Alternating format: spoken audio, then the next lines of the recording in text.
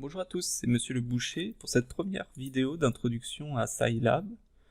Donc les cours d'informatique se passent généralement en deux temps. Un premier temps où vous travaillez seul à la maison sur une vidéo qui réexplique plus ou moins le cours, et un deuxième temps où nous faisons en TP les exercices qui suivent le cours. Donc quand vous avez réussi à installer Scilab et que vous l'ouvrez pour la première fois, vous avez accès à cette page qui contient 3 ou 4 fenêtres différentes. Alors je vais vous les présenter très succinctement. La plus importante, c'est la console, c'est là ici au milieu que l'on va écrire, que les calculs vont se faire, etc. Ça correspond en gros à votre écran de calculatrice. Ici, vous avez l'historique de commandes, donc c'est toutes les commandes que vous écrivez vont être enregistrées, on va y revenir tout à l'heure. Vous voyez qu'elles s'enregistrent même sur les jours d'avant, donc là ce sont des commandes que j'ai utilisées plutôt le 1er septembre, et puis ceux des jours d'avant, voire des années d'avant. Vous avez le navigateur de variables, alors ça je ne vais pas m'y attarder puisqu'on en parlera dans le prochain TP. Et pour finir, vous avez le navigateur de fichiers. Alors on va plus en parler également dans le prochain TP. C'est ici que vous mettrez les fichiers que vous enregistrerez. Donc ça permet de retrouver plus facilement vos fichiers Scilab sans avoir à aller les chercher sur l'ordinateur. Une manipulation importante parce qu'il peut arriver que les fenêtres soient pas placées au bon endroit ou soient un petit peu compliquées. Vous pouvez réduire les tailles des fenêtres en prenant les flèches comme vous voulez, si vous voulez avoir une grande console, petite console, et vous pouvez prendre en cliquant sur le côté bleu et en tenant affiché et mettre ainsi la fenêtre où vous voulez. Donc si vous voulez la passer de l'autre côté, ou bien passer cela ici, bref, tout est possible, mais trouvez une façon de faire qui vous satisfait. Une dernière chose, si jamais vous perdez votre fenêtre et que vous la voulez absolument parce que par exemple vous avez maladroitement appuyé sur une croix, ce qui arrive très fréquemment, il faut aller dans la console, applications, et vous avez de nouveau les fenêtres. Donc celle que j'ai perdue, c'est navigateur de fichiers, et je la replace. Enfin, vous remarquerez que selon les fenêtres où vous êtes, vous n'avez pas ici en haut les mêmes outils, les mêmes objets, donc attention. Par exemple, dans le navigateur de fichiers, vous n'avez que fichiers et vous pouvez juste ouvrir des documents. Si vous ne voyez pas ce que vous voyez d'habitude, c'est qu'il faut que vous remettiez soit dans la console, et puis plus tard, souvent dans SciNote. Vous voyez que les outils changent. Donc, une fois qu'on sait ça, la console Scilab fonctionne comme une calculatrice. C'est-à-dire qu'on peut taper dedans des opérations, et il va nous donner le résultat de ces opérations. Donc les opérations élémentaires, il y en a quelques-unes, je vous laisse essayer de les taper et de dire à quoi correspond l'addition, la soustraction, la multiplication, la division, l'exposant, ce qui n'est pas très difficile puisque ça correspond peu près à ce que vous connaissez déjà sur les calculatrices.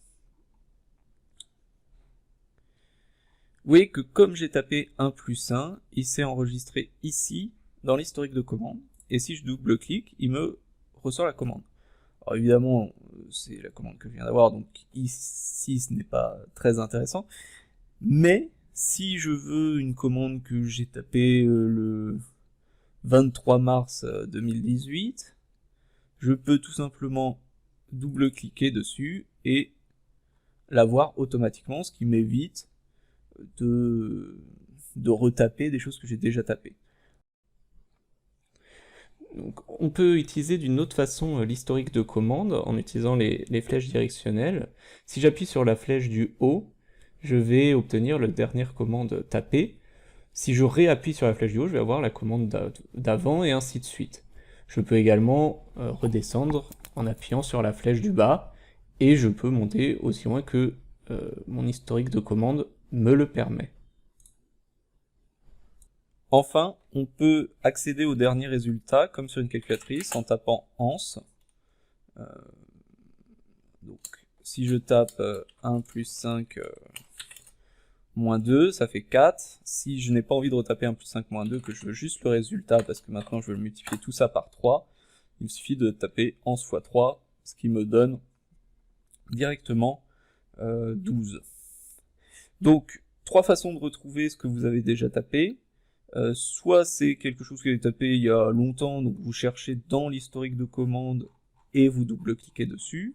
Soit c'est quelque chose que vous avez tapé dans la session, et dans ce cas-là, vous pouvez utiliser les flèches pour remonter et chercher la commande qui vous intéresse. Soit c'est la commande que vous venez de taper et vous voulez juste le résultat, dans ce cas-là, vous pouvez utiliser ANS.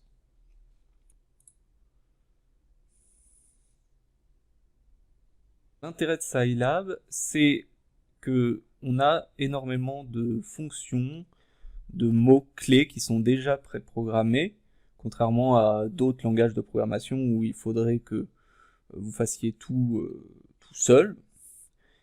Et alors c'est à la fois bien puisque ça permet d'utiliser des choses très complexes très rapidement, vu que c'est déjà programmé.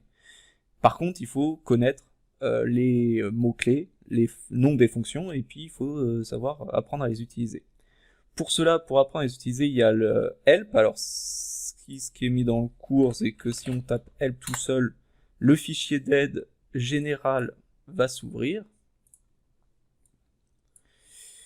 Et là, vous pouvez rechercher dans l'aide, mais la plupart du temps, bon, c'est plus rapide de taper help et ce que vous cherchez. Donc, il y a deux mots intéressants. Soit on connaît ce qu'on veut chercher, par exemple, si on tape help exp, parce que je sais que exp est une formule Scilab, mais je ne sais plus comment l'utiliser, je le tape, de x, donc x c'est une matrice carrée réelle ou complexe. Alors, il y a beaucoup de mots, évidemment, puisque l'aide est très complète et n'est pas du tout adaptée à un cadre théorique ECE, forcément, adapté pour des scientifiques. Donc, les matrices, on verra, pour ceux qui ne l'auraient pas vu en terminale, ce que c'est, mais pour l'instant, vous pouvez remplacer dans votre tête par nombre. Une matrice carrée, c'est juste un nombre. Pourquoi? Parce qu'en fait, un nombre peut être une matrice d'un type particulier. Réel ou complexe, les nombres complexes, c'est au programme de terminal S, donc normalement personne ne les a vus, donc on les laisse tomber. Bon, en fait, x de quelque chose, il faut juste l'utiliser en tapant x d'un nombre, par exemple x de 1, c'est 2,71828, ce qui est à peu près le nombre E. Donc ça, c'est si vous connaissez la commande, mais vous savez plus comment il faut l'utiliser. Parfois, c'est un petit peu complexe parce qu'il n'y a pas un seul nombre à mettre, mais plusieurs nombres, il faut les mettre dans le bon ordre, etc. Si par contre, vous savez pas du tout ce que vous cherchez, et que vous cherchez justement le nom de la commande, on va taper à propos d'exponentielle, par exemple. Je ne sais pas plus quelle commande c'est. Et là, il va chercher dans les fichiers d'aide le mot qui apparaît. Donc pas seulement le mot là qui est en titre, mais tous les mots qui apparaissent, ou les bouts de mots qui apparaissent. Donc exponentielle, il a trouvé que ça correspondait à exp, et c'est le seul fichier qui correspond à exp. Si vous ne trouvez pas exactement le bon mot, vous pouvez aller voir en bas, vous avez voir aussi, donc il y a parfois des choses qui sont liées, etc. C'est ainsi comme ça qu'on se balade dans l'ELD. Alors je vous laisse faire chercher les fonctions usuelles, donc on a vu qu'exponentielle donnait juste l'exponentielle d'un élément, et de trouver comment obtenir le logarithme, la racine carrée et la valeur absolue de nombres.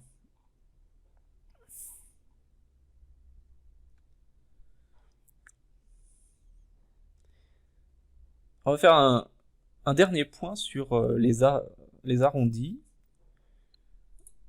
puisqu'il y a quelque chose d'assez étrange. On vous propose dans le cours d'ailleurs de taper 1, moins 0,2, moins 0,2, moins 0,2, moins 0,2, moins 0,2. Donc, techniquement, mathématiquement, 1 moins 0,2, 0,2, 0,2, 0,2, 0,2, il y est 5 fois, ça fait 1 moins 1, 0. C'est évidemment 0 qu'on devrait obtenir. Et là, on obtient un nombre un peu bizarre, 5,551 d-17. Ça a une écriture scientifique. Alors, écriture scientifique, normalement, vous en avez parlé en 3e, ça date peut-être un peu, mais ça c'est la même chose que d'écrire 5,551 fois 10 puissance moins 17, c'est-à-dire 5551, 17 zéros devant et une virgule à la toute fin. Donc c'est un nombre très petit.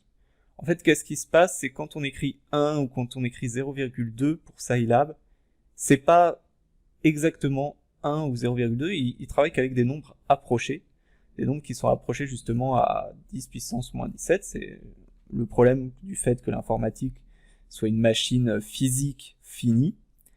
Et du coup, quand il travaille avec ces nombres approchés et qu'il est très proche de 0, parfois on a cette erreur qu'on appelle une erreur machine.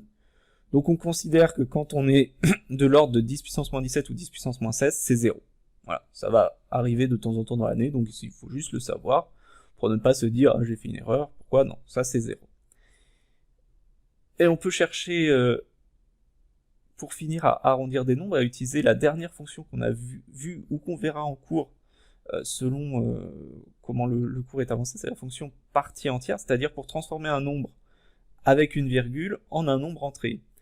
Et ici, il y en a 3 qui sont floor, sail et round, et je vous laisse chercher dans l'aide et compléter les définitions du chiffre.